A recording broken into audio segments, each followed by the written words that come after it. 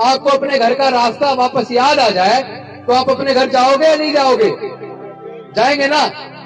तो भैया जब तुम्हारे पूर्वज बौद्ध थे और तुम्हें आज पता लग गया तुम्हारे पूर्वज बौद्ध थे, तो अब आप वापस अपने बुजुर्गों की सांस्कृतिक विरासत में आने में डर क्यों लगता है? भारत हमारा है। भारत के तोड़ने वाले लोगों को पहचान लो। कौन लोग हैं वो जो समाज को जातियों में बांट रहे? कौन लोग हैं जो समाज को तोड़ रहे? कौन लोग हैं जो आपके बच्चों का अधिकार छीन रहे? उन लोगों को पहचानो, उन्हें बाहर का रास्ते दिखाओ, अपने और पराये का अंतर पैदा कर लो। क्या उनको सरकार के ऊपर दबाव नहीं बनाना चाहिए? अगर वो सारे मिलकर संसद में ये कह दे कि या तो सरकार जातिगत जनगणना करवाए वरना हम सारे के सारे रिजाइन देते हैं, मैं दावे से कह रहा हूं केंद्र सरकार 2 मिनट के अंदर घोषणा करेगी कि कल से ही हम जाति की जनगणना शुरू करवा रहे हैं। अगर आपको याद हो, जब अफगानिस्तान का अमेरिका का युद्ध हुआ था तालिबान के साथ, तो अफगानिस्तान में एक बामियान एक जगह है, बामियान में पत्थर की बड़ी शिला में बुद्ध की मूर्ति थी जिसको तोपों से तोड़ा था तालिबानियों ने, और उसे तोड़ने में कई दिन लगे थे तोप से तोड़ने में। तो वहां बुद्ध कैसे आ गए अफगानिस्तान में?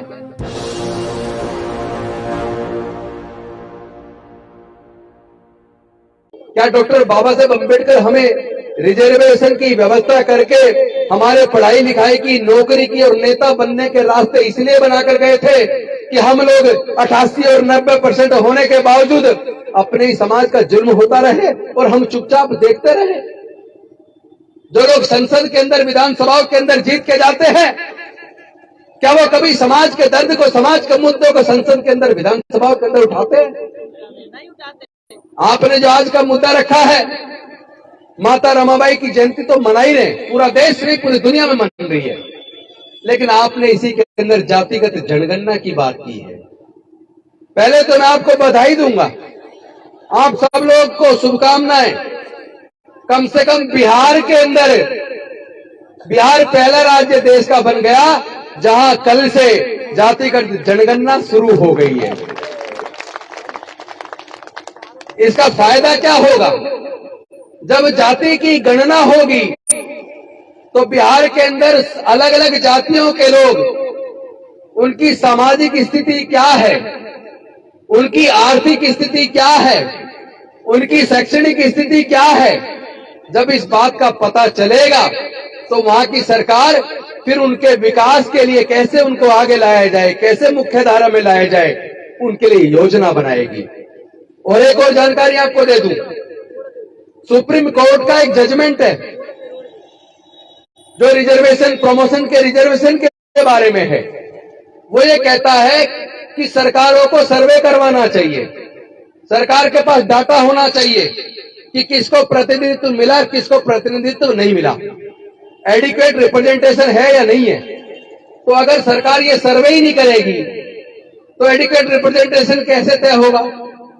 फिर आपको रिजर्वेशन भी नहीं मिलेगा। तो ये जो शुरुआत हुई है बिहार से, मैं बिहार की सरकार को शुभकामनाएं देता हूं और देश के बाकी राज्य सरकारों से और केंद्र सरकार से मांग करता हूं कि आप भी जातिगत जनगणना करवाइए ताकि सभी जाति के वर्गों के लोगों की शैक्षणिक, आर्थिक और सामाजिक स्थिति का पता चल सके।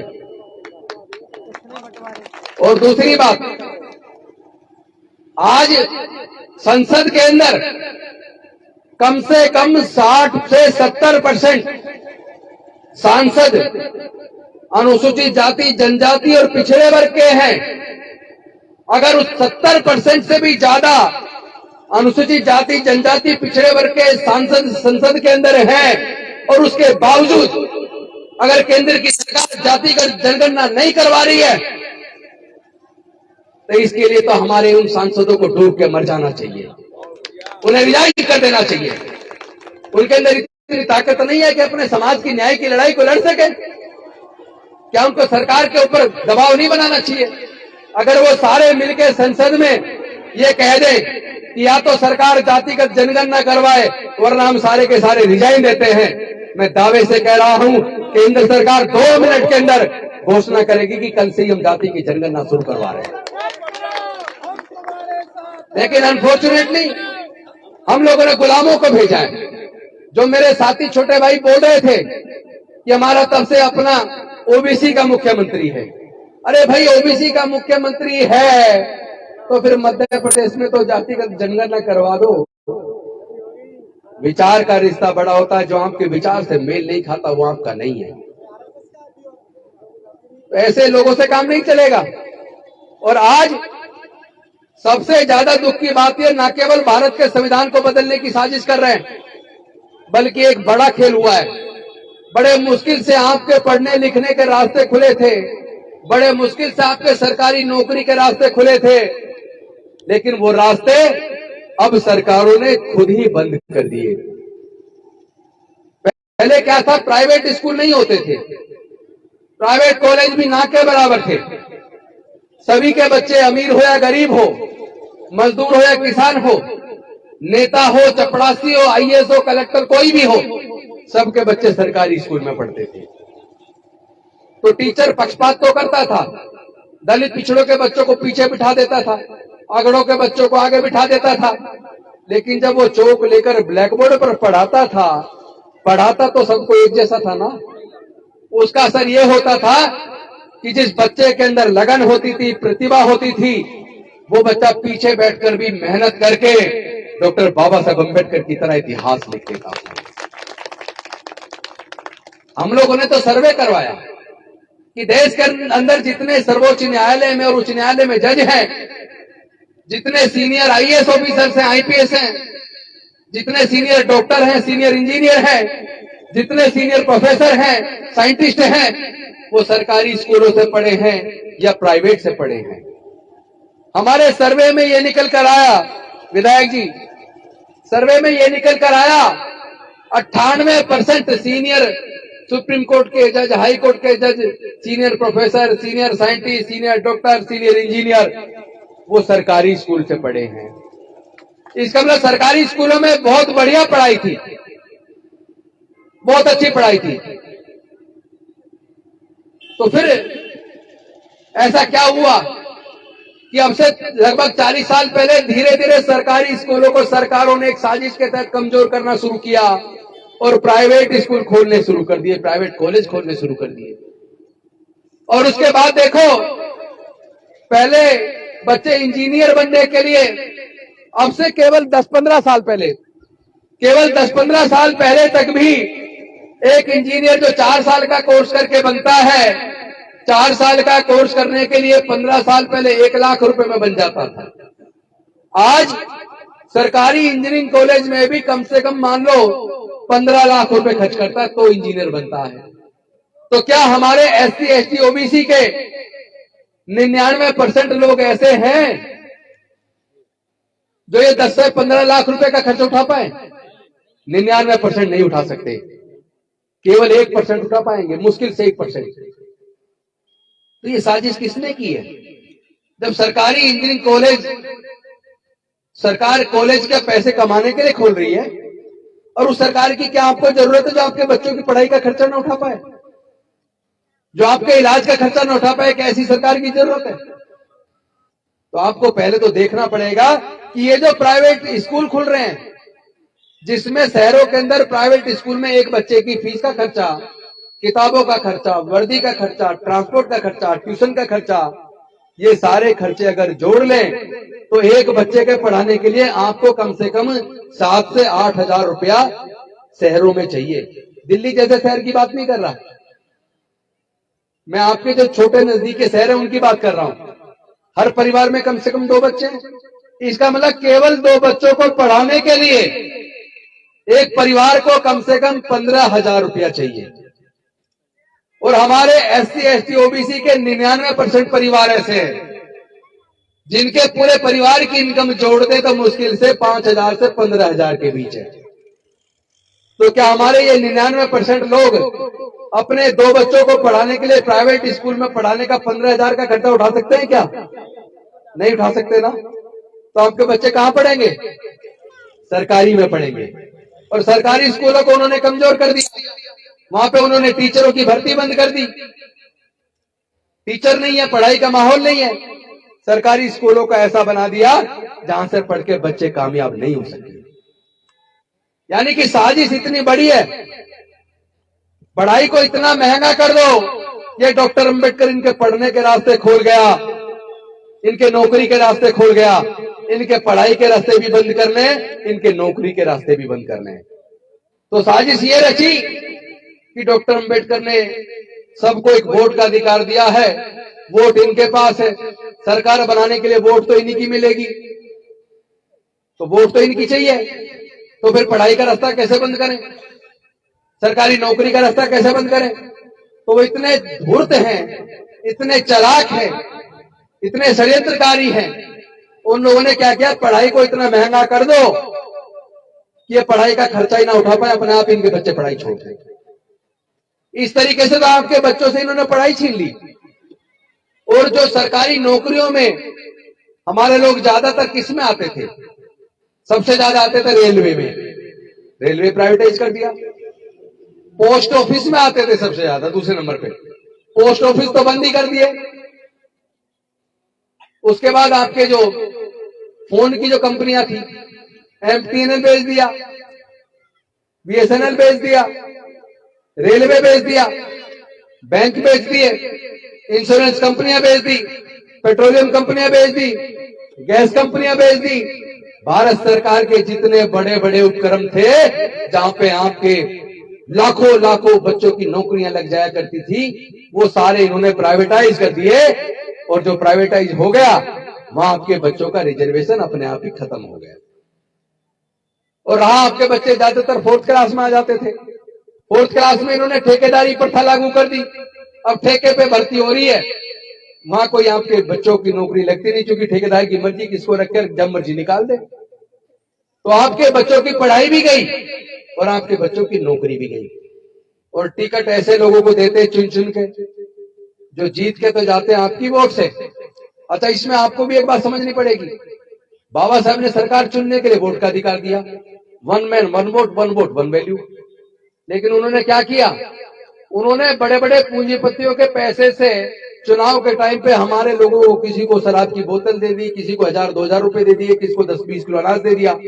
और हम लोग ये भूल गए, इसी वोट से 5 साल के लिए हम अपना सरकार चुनेंगे।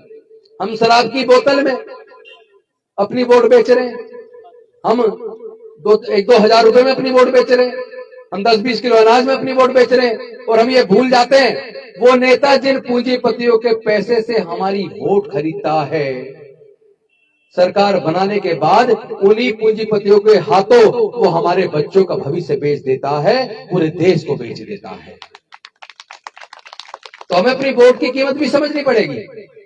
मैं इसलिए कह रहा था मुझे बुलवाओ, क्योंकि आप जो लगातार बुलवा रहे थे, मुझे पता है क्या होता बाद में। लोग सुबह से बैठे हैं, अब लोग आप नजारा देख लो, और अभी आप औरों को भी बुलवाओगे, जब तक लास्ट वाला बोलेगा कोई ना बचे। आप लोग ना मंच का प्रोग्राम 2 घंटे से लंबा कभी मत किया करो। अब मुरैना में प्रोग्राम कर रहे हो, इतने सारे लोग आए हुए गांव गांव से, दूर दराज से, तो उनके समय का भी हमें ध्यान रखना है। 10 आदमी बोल ले, 50 बोल ले, उससे फर्क नहीं पड़ने वाला। वक्ता चाहे बेशक 2 या 3 हो, लेकिन काम की बात हो जाए, परेशानी क्या है परेशानी सबको समझ में आ जाए, परेशानी कैसे दूर हो उसका रास्ता सबको समझ में आ जाए, फिर सब उस रास्ते पे चल पड़ो। जरूरी है राजेंद्र गौतम से भाषण दिलवाना? मत दिलवाओ भाई, बघेल जी से मत दिलवाओ, कोई नहीं कह रहा उनसे दिलवाओ, आपसे मत दिलवाओ, कुशवाहा जी से। आपको लगता है कोई ज्यादा अच्छा समझाने वाला टीचर आया हुआ तो उससे दिलवा दो, हम भी सुन लेंगे, सीख लेंगे कुछ। लेकिन काम की बात करना बहुत जरूरी है। जो लोग अपने बुजुर्गों का इतिहास नहीं जानते, वो कभी इतिहास नहीं बना सकते। और इतिहास ये कहता है कि अब से लगभग 2500 साल पहले, लगभग 2500 साल पहले पूरा भारत बौद्ध में था। पूरे भारत के लोग केवल बुद्ध धम्म को मानते थे, केवल पूरे भारत के लोग तथागत बुद्ध के धम्म में आचरण करते थे। और ये भारत पता कितना, अखंड भारत कितना बड़ा था। ये जो म्यांमार देश है, जिसे पहले बर्मा कहते थे, वो भी भारत में था। बांग्लादेश तो अब बना है, बांग्लादेश भारत में था। पाकिस्तान भारत में था, ये तो अभी बना है। अफगानिस्तान भारत में था, नेपाल भारत में था, भूटान भारत में था, और ईरान का आधा हिस्सा भारत में था। अगर आपको याद हो, जब अफगानिस्तान का अमेरिका का युद्ध हुआ था तालिबान के साथ, तो अफगानिस्तान में एक बामियान एक जगह है, बामियान में पत्थर की बड़ी शिला में बुद्ध की मूर्ति थी, जिसको तोपों से तोड़ा था तालिबानियों ने, और उसे तोड़ने में कई दिन लगे थे, तोप से तोड़ने में। तो वहां बुद्ध कैसे आ गए अफगानिस्तान में? अफगानिस्तान में शिला में इतने बड़े बुद्ध कैसे आ गए? इसका मतलब समझो, हमारे पूर्वज राजा हुआ करते थे। हम सम्राट अशोक के वंशज हैं, और सम्राट अशोक के समय पर लेके बर्मा से, म्यांमार से, काबुल कंधार तक, ईरान तक पूरा भारत बौद्ध में था। और बौद्ध धर्म का मतलब धर्म नहीं है, धर्म में अंतर है। धर्म चलता है धर्मशास्त्र से, जैसे इस्लाम चलता है कुरान से, ईसाई चलता है बाइबल से, हिंदू धर्म चलता है, सनातन धर्म चलता है गीता से। लेकिन बौद्ध धर्म किसी किताब से नहीं, वो चलता है वैज्ञानिक दृष्टिकोण से। उसमें पाखंडवाद के लिए, अंधविश्वास के लिए कोई जगह नहीं है। उसमें बुजुर्गों के लिए सम्मान है, उसमें समता, स्वतंत्रता, बंधुता, न्याय, प्रज्ञा, शील, करुणा, मैत्री, उसमें शांति का मार्ग है, सबको साथ लेकर चलने की भावना है। तो भैया मैं एक बात पूछ लूं आपसे, अगर आप अपने घर से निकलो कहीं जाने के लिए, रास्ते में आपकी याददाश्त चली जाए, आप रास्ता भटक जाओ, तो क्या आप अपने घर वापस पहुंच पाओगे? नहीं पहुंचोगे ना। लेकिन अगर कल को आपकी याददाश्त वापस आ जाए, आपको अपने घर का रास्ता वापस याद आ जाए, तो आप अपने घर जाओगे या नहीं जाओगे? जाएंगे ना। तो भैया जब तुम्हारे पूर्वज बौद्ध थे और तुम्हें आज पता लग गया तुम्हारे पूर्वज बौद्ध थे, तो अब आप वापस अपने बुजुर्गों की सांस्कृतिक विरासत में आने में डर क्यों लगता है? फिर समस्या क्या है? फिर क्यों नहीं अपने बुजुर्गों की सांस्कृतिक विरासत में वापस आते हो? क्यों ऐसी सामाजिक व्यवस्था के हिस्सा बने हुए हो जिसमें कोई जन्म से नीच है तो कोई जन्म से ऊंच है? जो सामाजिक व्यवस्था तुम्हारा शोषण करती हो, जो सामाजिक व्यवस्था तुम्हारी बहन बेटियों की इज्जत लूटती हो, जो सामाजिक व्यवस्था तुम्हारी बस्तियों को जलाती हो, जो सामाजिक व्यवस्था तुम्हारे बीच में ऊंच नीच का भाव पैदा करती हो, जो सामाजिक व्यवस्था तुम्हारा उत्पीड़न करती हो, जो सामाजिक व्यवस्था तुम्हारी बस्तियों को जलाती हो, जो सामाजिक व्यवस्था तुम्हारे हक अधिकार को छीनती हो, तुम ऐसी सामाजिक व्यवस्था का हिस्सा क्यों बने रहते हो? लात मार दो ऐसी सामाजिक व्यवस्था को जो तुम्हें गुलाम बनाए। लात मार दो ऐसी सामाजिक व्यवस्था को जो तुम्हारे हक और अधिकार को छीने।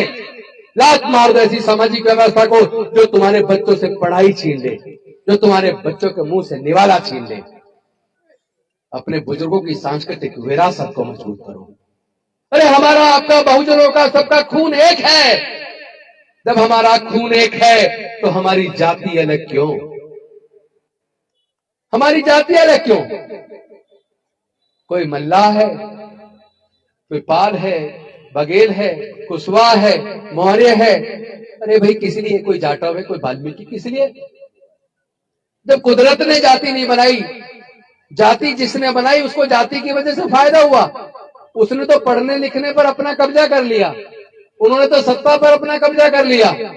लेकिन जब तुम्हें पता चल गया हमारा आपका खून एक है, तो अब तो अपने अंदर फैली जातियों को खत्म करके रोटी बेटी का रिश्ता करो। अरे रोटी बेटी का रिश्ता करोगे तो तुम 88% हो जाओगे। जातियों को खत्म करोगे, सारे बहुजन एक हो जाओगे तो तुम 85 से 88% हो जाओगे। और जिस दिन तुम 88% हो जाओगे उस दिन मध्य प्रदेश में तुम्हारी सत्ता होगी, पूरे भारत में तुम्हारी सत्ता होगी। फिर अपने बच्चों के लिए अच्छी से अच्छी स्कीम बना लेना, बच्चों के लिए पढ़ाई भी फ्री कर देना, बच्चों के लिए इलाज भी फ्री कर देना, सबको बराबर कर देना, सबको साथ लेकर चलना, सब में प्यार बांटना। और वैसे भी हमारे बुजुर्गों का धम्म, बुद्ध का धम्म अन्याय नहीं सिखाता, उत्पीड़न नहीं सिखाता, विषमता नहीं सिखाता, शोषण नहीं सिखाता। वो सिखाता है प्यार, वो सिखाता समता, वो सिखाता मैत्री, वो सिखाता करुणा, वो सिखाता प्रज्ञा, वो तो भाईचारा सिखाता है। तो हम लोग आपस में भाईचारा पैदा करें, और हम लोग भारत के मूल निवासी हैं। भारत हमारा है। भारत के तोड़ने वाले लोगों को पहचान लो। कौन लोग हैं वो जो समाज को जातियों में बांट रहे हैं? कौन लोग हैं जो समाज को तोड़ रहे हैं? कौन लोग हैं जो आपके बच्चों का अधिकार छीन रहे हैं? उन लोगों को पहचानो, उन्हें बाहर का रास्ते दिखाओ, अपने और पराये का अंतर पैदा कर लो। जिस दिन आप अपने और पराये का अंतर पैदा कर लोगे, उस दिन तुम जो तुम्हारे पूर्वज हुक्मरान हुआ करते थे, तुम फिर से हुक्मरान बन जाओगे। बोलने को बहुत कुछ है, लेकिन आप लंबे समय से बैठे हैं और अभी सुना है बहुत सारे वक्ता हैं, तो भैया सबको बुलवा लेना। मैं तो अपनी बात को ये कह के खत्म कर रहा हूं, अगर आपको अपने बच्चों से प्यार है, अगर आप नहीं चाहते कि दोबारा आपके बच्चे फिर से गुलाम बन जाएं, तो वो साजिश, वो ताकतें जो भारत के संविधान को खत्म कर देना चाहती है, जो दोबारा से भारत में मनुस्मृति का शासन लाना चाहती है, ऐसी ताकतों को निस्तारभूत करने के लिए अपने आप को एकजुट करके ताकत बना लो। आपने कभी सुना है कि 10 लोग 90 लोगों को मार सकते हैं? क्या नहीं मार सकते। लेकिन अगर 90 में फूट डाल दो तो 10 लोग आराम से 90 लोगों को पीट लेंगे। तो हमारे अंदर फूट डाल के जो फायदा उठा रहे हैं, आप उस साजिश को समझो और आपस में भाईचारा पैदा करो, रोटी बेटी का रिश्ता करो।